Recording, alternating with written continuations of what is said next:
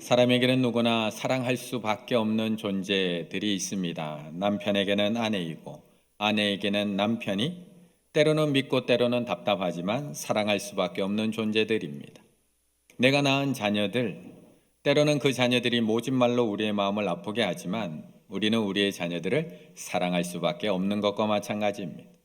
그런데 우리에게는 이보다 더 사랑할 수밖에 없는 존재가 또 있습니다.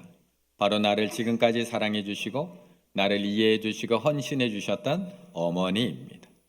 우리가 세월이 많이 흘러도 이 어머니에 대한 사랑 잊을 수 없고 어머니를 사랑할 수밖에 없는 이유는 그분이 나를 낳아주신 것도 있지만 그 키운 가정에서 우리에게 보여주셨던 희생적 사랑, 무조건적인 사랑, 다음 없는 사랑 때문에 우리는 어머니를 사랑할 수밖에 없습니다.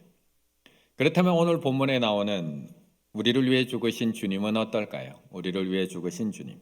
우리를 먼저 사랑하시고 또한 우리를 끝까지 사랑하시고 또한 우리를 죽기까지 사랑하신 그 주님. 우리도 그 주님을 사랑할 수밖에 없습니다. 1절의 말씀을 같이 읽습니다. 1절입니다. 안식 후 첫날 새벽에 이 여자들이 그 준비한 향품을 가지고 무덤에 가서 아멘.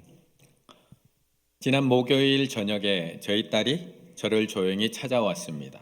그리고 저에게 이렇게 이야기합니다. 아빠, 혼자 여행을 가고 싶어요. 뭔가 마음이 많이 불안한 듯 합니다. 혼자 기타 타고 바닷가에 가서 그 기차역에 내려 대게라면 하나 먹고 오는 건 그게 자신의 버킷리스트라고 합니다. 제가 조금은 놀랬지만 당황하지 않은 표정으로 그래? 그럼 계획을 한번 해봐 라고 이야기를 했습니다. 어디서 기차를 타고 어디에서 내리고 무엇을 먹고 어떻게 할지 한번 계획을 짜와봐. 그리고 제 마음은 설마 그걸 하겠어? 라는 마음이었습니다. 이제 중학교 2학년밖에 안 된 그 여학생이 설마 하겠어? 저러다 말겠지. 그냥 아빠한테 해보는 소리겠지. 그런데 그 다음날 저녁 계획서를 들고 왔습니다. 충주역에서 아침 7시 48분 기차를 타고 서원주역에서 내린 다음 강릉에 있는 정동진까지 가는 기차 여행. 그 정동진역에 가서 바닷가에 앉아 대게라면 하나 먹고 돌아오겠다는 그 딸의 계획을 저한테 들이미는 겁니다. 어떻게 해야 할까요? 불안한 마음에 설득도 해봤습니다. 중간고사 끝나고 아빠랑 같이 가자. 안 된답니다. 아니면 친구들이랑 같이 계획해서 같이 가면 어떨까? 안 된답니다. 옆에서 듣고 있던 엄마도 말려봅니다. 어떻게 너 혼자 가니? 누구랑 같이 가는 것도 아니고 중학교 2학년 여학생이 기차를 몇 번이나 갈아타고 어떻게 정동진까지 그 위험한 데를 다녀와? 어떻게 되었을까요? 우리 성도님들이라면 중학교 2학년 여학생 어떻게 여행 보내시겠습니까? 그런데 오늘 본문에 나오는 여자들은 저희 딸보다 더 겁이 없습니다. 겁이 없어도 너무 없습니다. 안식 후 첫날 새벽입니다. 아직 해가 뜨기도 전입니다. 어둠이 짙게 깔려있는 시간. 그런데 그녀들은 지금 향하고 있는 곳이 교회가 아니라 그 새벽에 무덤을 향해 가고 있습니다. 1절이 이렇게 말씀합니다. 안식 후 첫날 새벽에 이 여자들이 그 준비한 향품을 가지고 어디를 가요? 무덤에 가서. 도대체 이 여인들에게는 무서움이라는 없는 걸까요? 환한 대낮에 무덤을 가도 두려운데 이 캄캄한 새벽에 무덤을 향해 가고 있습니다. 그리고 달려가는 그녀들의 손에는 향품이 들려 있습니다. 향품, 시체에 바르는 향품이 손에 들려 있습니다. 지금 그녀들은 무덤 속에 계시는 그 예수님의 시신에 향품을 바르겠다고 달려가고 있는 겁니다. 도대체 어디서 이런 용기가 나오는 걸까요? 그렇다고 이 여인들이 무서움을 전혀 모르는 여장부들도 아닙니다. 마태복음에 보면 그녀들이 얼마나 무서움이 많았는지가 그대로 드러납니다. 천사가 여자들에게 말하 이르되 너희는 무서워하지 말라. 무서움 많습니다. 이어지는 말씀에서도 계속 무서움은 나옵니다. 그 여자들이 무서움과 큰 기쁨으로 여전히 무섭습니다. 그 다음에 이어지는 10절 이에 예수께서 이르시되 무서워하지 말라. 마가복음에도 마찬가지입니다. 여자들이 몹시 놀라 떨며 나와 무덤에서 도망하고 무서워하여. 우리와 똑같은 여자, 똑같은 사람이라는 겁니다. 우리와 똑같이 두려움과 무서움을 느끼고 놀라기도 하고 깜짝 놀라서 도망가기도 하고 벌벌 떨기도 하는 그런 여자들, 연약한 여인들일 뿐이라는 겁니다. 그런데 도대체 이 그녀들에게는 이 용기가 도대체 어디서 생긴 걸까요? 요한일서 4장에 보면 이 용기가 어디서 나왔는지 우리에게 작은 힌트를 주기도 합니다. 사랑 안에 두려움이 없고 온전한 사랑이 두려움을 내쫓나니. 온전한 사랑이 두려움을 내쫓나니. 이 여인들에게는 두려움이 없는 것 아닙니다. 우리하고 똑같이 두렵습니다. 무섭습니다. 겁이 납니다. 하지만 온전한 사랑이 그 두려움을 내어쫓습니다. 예수님을 사랑하는 그 마음이, 예수님을 온전히 사랑하는 그녀들의 마음이 새벽의 두려움도, 돌문이 막혀 있을 것만 같은 막막함도, 예수님의 시신의 향유를 바를 그 무서움도 다 내어쫓고 있다는 겁니다. 그렇다면 이 사랑은 도대체 어디서 온 것일까요? 이 사랑은 우리에게 그만한 사랑이 있을까요? 우리에게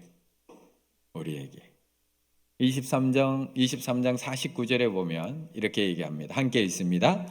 예수를 아는 자들과 갈릴리로부터 따라온 여자들도 다 멀리 서서 이 일을 보니라. 아멘. 솔직하게 얘기해서 우리에게 이런 사랑 없습니다. 사랑 있으신가요? 이런 사랑, 이런 두려움 없는 사랑 있으신가요? 우리는 우리가 이런 사랑과 능력이 있다고 착각할 때가 너무나 많습니다. 나는 충분히 저 사람 사랑할 수 있어. 사랑 못 하시잖아요. 나는 영원히 이 사랑 지킬까요? 못 지키시잖아요. 하지만 나 자신을 향한 그 사랑으로 가득한 우리들, 누군가를 사랑할 능력 없다는 겁니다. 그렇다면 오늘 이 여인들은 어떻게 이 두려움 없는 사랑, 두려움을 내어쫓는 사랑을 할 수 있었는가? 요한일서 4장 10절에 보면 이렇게 얘기합니다. 사랑은 여기 있으니. 사랑은 여기 있으니. 우리에게 있지 않다는 겁니다. 우리가 하나님을 사랑한 것이 아니요, 하나님이 우리를 사랑하사 우리 죄를 속하기 위하여 화목제물로 그 아들을 보내셨습니다. 이 여인들에게 이런 온전한 사랑이 있었던 건 아닙니다. 그녀들은 예수님의 사랑을 먼저 경험한 겁니다. 오늘 본문만 보면 마치 이 여인들이 예수님을 너무나 열렬히 사랑해서 그 어떤 것도 두려워하지 않고 예수님의 믿음으로 무덤에 한 걸음에 달려와 있는 것 같지만, 이 여인들은 이미 예수 그리스도의 그 십자가 사랑을, 그 놀라운 예수 그리스도의 사랑을 먼저 경험한 사람들이었다는 겁니다. 23장 49절에 보면 예수를 아는 자들과 갈릴리로부터 따라온 여자들도 다 멀리 서서 이 일을 보니라. 이 일이 무엇이냐? 예수님이 십자가에 죽어 달리신 이 일, 그 장면을 멀리 서서 지켜봤던 여인들이라는 겁니다. 이 여인들은 오늘 예수님이 묻혀 계시는 이 무덤만 찾아온 여인들이 아닙니다. 이 여인들은 갈릴리로부터 따라온 여인들, 갈릴리로부터 예수님을 계속 따라오면서 예수님이 하시는 말씀을 듣고 예수님이 행하시는 모습을 보고 예수님이 베푸시는 사랑을 다 지켜본 사람들, 그걸 경험한 사람들, 그리고 마지막에는 이 예수님이 십자가 위에서 그 입으로 하셨던 그 사랑을 어떻게 완성하시는지를 직접 보고 체험한 사람들. 우리처럼 말만 하고 끝나는 사랑 말고요, 저처럼 강단에서 설교만 하고 끝나는 사랑 말고요, 우리를 위해서 십자가에서 죽으심으로 완성하신 그 온전한 사랑을 경험한 여인들이었다는 겁니다. 그러니 이 여인들은 예수님을 사랑할 수밖에 없습니다. 사랑하는 예수님께 눈을 뗄 수가 없습니다. 그러다 보니까 계속 지켜보고 있는 겁니다. 23장 49절, 다 멀리 서서 이 일을 보니, 예수님이 십자가에서 죽는 걸 보고 있습니다. 이걸로 끝나지 않습니다. 그 뒤에서는 그 무덤과 그의 시체를 어떻게 두었는지를 또 뒤를 따라가면서 또 지켜봅니다. 그 죽으신 예수님이 누구의 무덤에 어떻게 묻히는지를 따라가면서 계속 지켜보고요, 결국 향품을 준비해서 그 준비한 향품을 가지고 무덤에 가서, 이처럼 예수님은 우리를 죽기까지 사랑하셨습니다. 그동안 우리에게 가르쳐 주셨던 그 사랑을 입으로 끝냈던 거 아니라 몸소 십자가 위에서 보여주셨습니다. 하나님이 우리를 얼마나 사랑하시는지를 저 십자가 위에서 보여주셨고, 하나님이 우리를 죄에서 얼마나 건지고 싶어 하는지를 저 십자가 위에서 보여주셨고, 하나님이 우리를 얼마나 구원하고 싶은지를 저 십자가 위에서 몸소 보여주셨습니다. 그리고 그 십자가의 죽으심으로 말미암아 우리를 향한 하나님의 사랑이 얼마나 큰지를 증거로 확인시켜 주셨다는 겁니다. 하지만 우리를 향한 하나님의 사랑은 거기서 끝나지가 않습니다. 우리는 우리를 향한 하나님의 사랑이, 가장 큰 하나님의 사랑이 저 십자가라고 생각할 때가 많습니다. 하지만 하나님의 가장 큰 사랑은 저 십자가의 죽음으로 끝나지 않습니다. 하나님의 사랑은 우리를 죄에서 사해 주시고 끝나는 것이 아니라 우리를 다시 살려내서 영원한 생명을 주는 것, 그것으로 하나님의 사랑은 완성된다는 것입니다. 그래서 7절에서 이렇게 이야기합니다. 7절을 함께 읽습니다. 7절입니다. 이르시기를 인자가 죄인의 손에 넘겨져 십자가에 못 박히고 제3일에 다시 살아나야 하리라 하였으니라 한데. 아멘. 우리를 죽기까지 사랑하신 주님의 십자가, 그 사랑을 알게 된 우리는 예수님을 사랑하지 않을 수가 없습니다. 그래서 우리는 매주 예배의 자리로 나오는 겁니다. 사랑할 수밖에 없기 때문에 매주 예배의 자리에 나와서 저 십자가를 바라보며 예수님의 사랑을 다시 느끼고 또 감격하고 돌아가는 겁니다. 그런데 우리를 향한 주님의 사랑, 예수님의 사랑이 저 십자가의 죽으심으로 끝난 것일까요? 완성된 것일까? 예수님께서 우리에게 말씀하셨던 우리를 끝까지 사랑하겠다고 약속하신 그 끝까지의 사랑의 끝이 저 십자가일까요? 요한복음 10장 13장 1절에 보면 분명히 우리에게 얘기하셨거든요. 세상에 있는 자기 사람들을 사랑하시되 어디까지요? 끝까지 사랑하시니라. 그 끝이 어디냐는 겁니다. 저 십자가가 끝인가요? 만약 하나님의 사랑이 저 십자가의 사랑이 끝이라면 예수님을 부인했던 베드로는 도대체 어떻게 회복이 된 걸까요? 저 십자가 사랑이 끝이라면 예수님을 버리고 엠마오로 도망갔던 두 제자는 어떻게 회복이 되어서 예루살렘으로 돌아갈 수 있었던 걸까요? 저 십자가의 사랑이 끝이라면 예수님을 버리고 뿔뿔이 흩어졌던 그 제자들은 어떻게 변화되어서 주님을 위해서 생명을 던질 수가 있었을까요? 저 십자가 사랑이 끝이라면 오늘도 막막한 현실 가운데 살아가고 있는 우리는 어떻게 회복해야 되는 건가요? 어떻게? 그래서 성경은 예수님이 우리를 위해서 죽으신 것만 이야기하고 끝나지 않습니다. 성경은 예수님이 우리를 위해서 부활하신 것까지 우리에게 말씀하고 있는 겁니다. 로마서 5장 10절, 곧 우리가 원수 되었을 때에 그의 아들의 죽으심으로 말미암아 하나님과 화목하게 되었은지, 죽으심으로 말미암아 하나님과 화목하게 되었은지, 저 십자가로 그 막힌 담을 헐고 죄의 문제를 해결했다는 겁니다. 화목하게 된 자로서는 더욱 그의 살아나심으로 말미암아 구원을 받을 것이니라. 하나님의 사랑의 끝은 십자가가 아니라 부활까지 연결된다는 겁니다. 예수 그리스도의 십자가 죽으심으로 하나님은 우리를 죄와 사망에서 건져내셨고 하나님의 자녀 삼아 주셨습니다. 그리고 그것으로 모든 것을 끝낸 것이 아니라 다시 부활하셔서 부활의 첫 열매가 되셔서 우리를 살리시고 우리를 저 영광의 자리까지 인도해 가시겠다고 약속하고 있는 겁니다.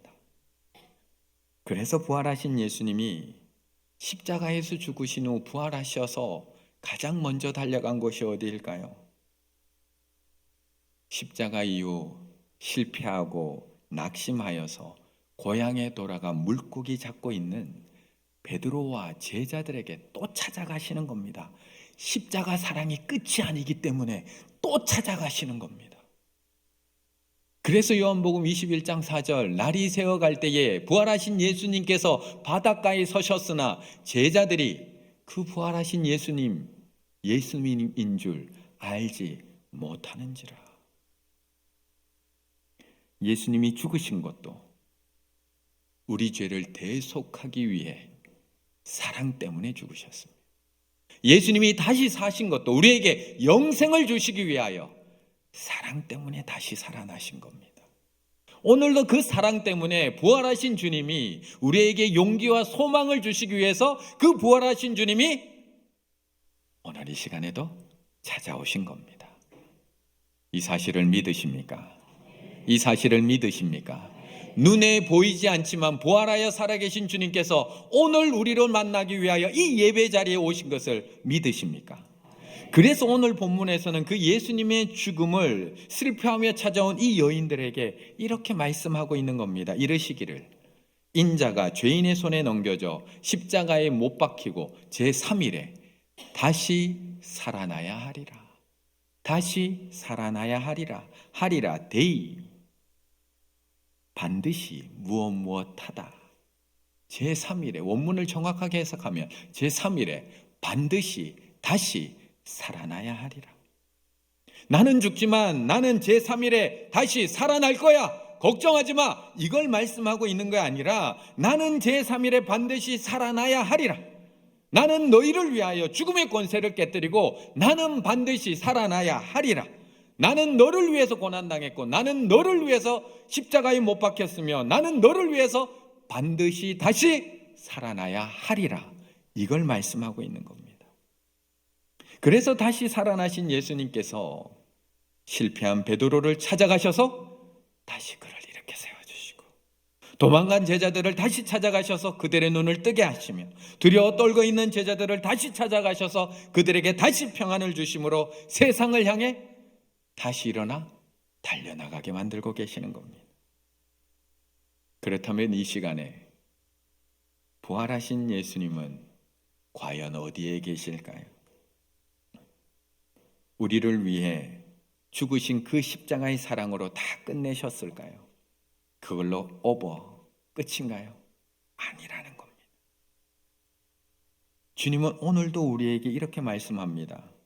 나는 너를 위해서 반드시 다시 살아나야 하리라. 그래서 너를 다시 살리리라. 나는 너를 위해서 반드시 다시 살아나야 하리라. 그래서 넘어진 너를 다시 일으켜 세우리라. 나는 반드시 너를 위하여 다시 살아나야 하리라. 그래서 좌절과 절망 가운데 있는 너를 다시 일으켜 세우리라. 그걸 말씀하고 있는 겁니다. 그래서 나는 다시 살아나야 한다. 오늘도 나를 만나러 오신 그 부활의 주님과 함께 넘어진 자리에 그대로 쓰러져 있지 마시고 그 부활의 주님의 손 붙들고 다시 일어나셔서 저 세상을 향해 부활의 소망과 부활의 능력을 가지고 달려나가실 수 있는 우리 충일의 가족들 다 되시기를 간절히 바라겠습니다.